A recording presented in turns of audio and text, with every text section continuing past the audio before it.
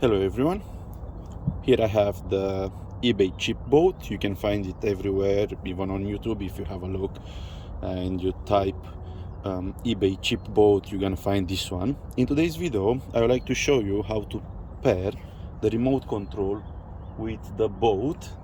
You cannot find too many videos about, but when you buy a new remote or when you buy the boat, you have that small book, and if you read it you're gonna see how to pair it. But anyway, I would like to make this video and show you how to pair it. So this is the remote. We have the power button here, so push it. You see this LED is on here. Turn the boat and I'll show you that it's not working.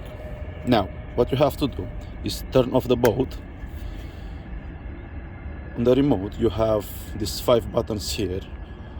Press and hold this middle one, the OK button.